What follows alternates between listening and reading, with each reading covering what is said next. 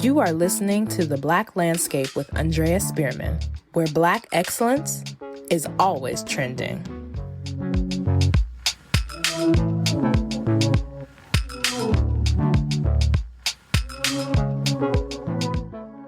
Welcome back. This is your host, Andrea Spearman, and this is the Black Landscape Podcast, where we engage with emerging and established Black leaders here in the San Francisco Bay Area. I am a light-skinned Black woman with dark brown curly hair up in a bun, and I'm wearing light pink glasses and pale pink sweatshirt embroidered with a little boba teacup. Today we're here with Marc Allen. Please describe yourself for our listeners. Today I'm giving an early morning, rainy day, all black kind of look. I'm a Black man, dark skin, with locks, dyed at the tip. And just an all-around artist. And I'm comfortable. Yes, comfortable. I love the aspect of giving a visual for the listeners. I like Absolutely. That. Absolutely. We never know who's listening, and we want to just give people a visual, imaginative representation of who we are. I first met Marc several years ago through a mutual friend, one of our previous guests, Shanice Whitaker, and have grown to know his work as a digital artist and photographer. But before we dive deep into that, can you give the audience some background about you? Like, where did you grow up? Where did you come from? I'm from Oakland. I grew up in the Bay Area, mostly Oakland and Berkeley. So I'm definitely a product of my environment. I've been an artist as long as I can remember. My earliest memories are just of blank paper and sharpened number 2 pencils. Like, that's always been what sort of gets me up, so to speak.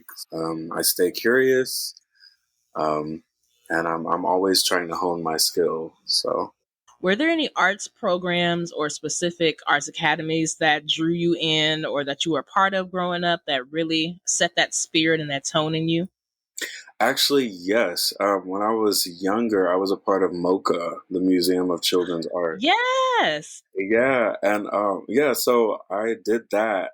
And I think I was even interested in art before I did MOCHA, which is why my parents put me in MOCHA. But I think that was my first sort of gallery experience. I think I was like maybe 11, but we had our little drawings on the wall, and that was the first time that the public, like people I didn't know, were seeing things that I made. And so that was a pretty impressionable experience for me.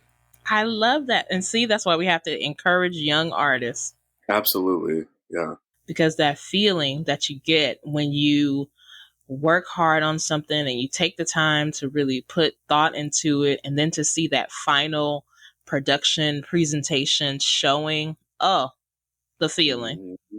And actually, I think I was younger than 11. I think I feel like I was in kindergarten, first grade when I did MOCHA. So I was definitely a lot younger than 11. I don't know why. You was a baby. Yeah, I was young when I did that. So, nice. But yeah, I was a kid. That is so great. That's exactly what we need. More institutions reaching out and encouraging the young people. Absolutely. I think the encouragement from older people who are in the field is what made the largest impression along the way to people who are actual artists and who actually love art. Because kids can feel the difference, not just within art, but in all subjects. Like, if you're trying to teach a child something that you don't fully believe in, they know that. They know that. So yeah, I'm grateful for the people I've had in my life. And were those people your parents, or or other like artists in the community who were Black and old, our elders? My mom is probably the largest influence, and she herself is an artist. She's a musician, as well as an educator. Most of her work surrounds anti-racism and dismantling those notions, but she's also an accomplished musician and composer. And so I definitely grew up around performance and stage presence and just showmanship, because as I was growing up, she was doing the Castaliers. which was the Castlemont kind of show choir in the 90s. Yes. Yeah, and they were, they were doing big things. They So my was mom, bad. they were, yes, they were. And so after Phil Reeder passed, my mom took over in the 90s. And so that's when I kind of came up around performance and entertainment. And so a lot of that is reflected in my work. So yeah, to answer your question, my mom was a major influence as a leader, and also my grandmother, who who instilled a lot of that leadership in my mom. So those are my first sort of leaders. Black women. Black women, yes, absolutely. Yes. We're the key. We're the root. And we'll get it. I'm assuming we'll get into my actual art later, but you'll see in my artwork, Black women are really the blueprint for my work. Women are just so powerful to me because of the fact that women have been the most powerful force in my personal life, and so a lot of my work is reflects feminine energy and female empowerment. Absolutely. No, talk about it now. Say more. Yeah. Well, yeah. I mean, a lot of so most of the work I do is digital, as you mentioned, but I also Mhm. do watercolor work and resin art, and I think the most consistent theme across all of the mediums I work with is a strong feminine presence. I was influenced by a lot of strong females, but I also recognize that feminine energy in myself, and Mm. I like to express that. I like to express that in the best way I know how, and that's through art. And so a combination of my own energy and the energy that has been instilled in me through the most powerful people I know in my life, which are women. Uh, Yes. and so that's very much influenced in the way that I work. Absolutely. And being in the art scene here in the Bay Area, Yes. how do you see, or do you see, other people also being inspired by Black women or women in general and allowing their feminine presence to be in the forefront of what they do? I think that the answer is yes. Largely from other women. Hmm. And the feedback that I get from women who view my art is that it's sort of refreshing that there is this man who isn't well, this is mostly relating to photography, but a lot of women feel like when men do art that relates around female, it's highly sexualized. And Mm. even especially in photography, when you have photographers who are directing women, there's a lack of rapport, and so women are often uncomfortable with male photographers, and this is from what I've been told from people that I've worked with. Lived Women are experiences. Yeah, exactly. Women are often uncomfortable with a lot of male photographers who have women at the center of their work because it's often over sexualized, and there's a lack of rapport, and there's a lack of understanding for what women are comfortable with. And so I try and be very cognizant of that, and that's largely because of what my mom instilled in me, and my sister, mostly as she's growing. She's younger than I am, but as she's growing up and studying psychology, she's also becoming one of the largest female influences in my life. And so, yeah, listening to all these women and just sort of trying to listen to what they're saying and instill that into my interactions with other people, I think is what sets me apart from a lot of other male artists. But I do see that there is a lot of feminine influence in other artists. Absolutely. And since we're talking about photography now, when did you make the jumping point from digital artist to photographer? Well, actually, I started in photography. I've been doing photography since high school, and then before high school, I was doing like illustration or something. I don't. I've always been doing something artistic, but what I remember is in high school, I was doing I was like making graphic collages in class.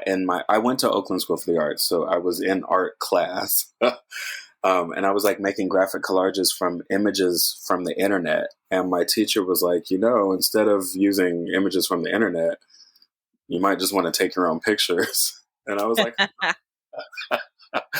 and so I, picked up a camera, and, the rest is history. So I started in photography, and then actually it wasn't until the pandemic that I started doing digital art. Because photography, by that time I had started a business, but business was obviously halted during the pandemic. There wasn't a lot of demand for photography because there weren't a lot of events happening. So I had to figure out another avenue of revenue. So I picked up digital art. I saw that Procreate, I think, had just like come out, or it was just like big or whatever. But anyway, I got that. I started doing digital art, and I've been focusing on that pretty much ever since 2020. And that's pretty much been another major art style of mine since then. So I'm glad to have discovered it. Nice. And, in your photography, what do you look for, or what are you inspired by? Because I know that you take, awesome photos of people, and, photographers, there's always like where the money is of like, bridal and headshots and events. But like, what's the artistic side of like capturing what's truly inspirational to you? And I'm glad you mentioned that, because actually what pays the bills oftentimes is not what actually makes me happy.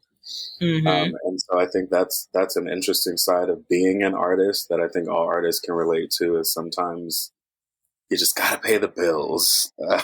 Absolutely. Don't be out here on the streets starving. Okay. Especially if you able. Like, yeah. Come on.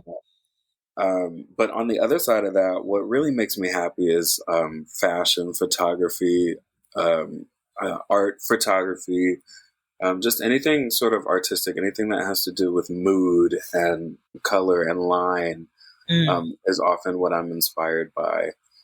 But yeah, with a huge emphasis on fashion. And so a lot of my photography work is headshots or portfolios, things of that nature. And I do events, like I said, to pay the bills and whatnot, but a lot of my work is fashion centered.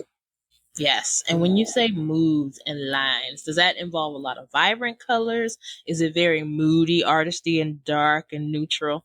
Yeah, my personal. Right now I'm trying to work. Now that I'm 32 and that we're sort of post. I mean, we're still in the pandemic, but we're sort of post like crazy pandemic. I'm starting to explore new aspects of my artistry, but typically my mood is very dark. I like to work with blacks.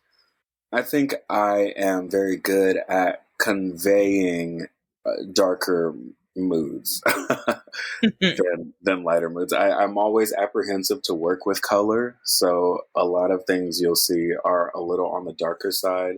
But lately, I'm trying to add like little splashes of some reds and some yellows, and trying to brighten it up, because it's a brand new, it's a new day. Yes, it's a brand new day. And right now we're going to take a short break. To catch up on previous episodes of The Black Landscape, download on Apple Podcasts, Buzzsprout, or Google Podcasts. When we come back, we will hear more from Marc Allen. When you are shopping for essentials, isn't it annoying to see the high-priced brand labels for basic everyday products? Try Brandless instead. Brandless is one of the world's fastest growing commerce platforms. They make it easier for people to take better care of themselves, their families, and the planet by working with the best ingredients, partners, and customers to drive community-led innovation and validation. By focusing on collaboration over control, quality over packaging, and people over promotion, they're leading a movement that believes that making better choices should be simple and easy. All of their products are high quality, yet offered at simple, fair prices. I've been using the essential oils of eucalyptus and lavender in my home for years and given out many gift baskets from their beauty line. Just last year, I purchased a set of wine glasses and a cheese platter kit that has been used for many family gatherings. For every product sold at Brandless, you can be sure that they've scoured the world to research and meet the quality gold standards for that category. They really prioritize offering products that match people's values, preference, and requirements. Whether it be organic, non-toxic cleaning supplies or cruelty-free and clean personal care products free of over 400 questionable ingredients. Their products are crafted with intention, so you can brand less and live more. Get 15% off your purchase today by using the link in my bio. Try Brandless today and save on beauty, health, and home decor.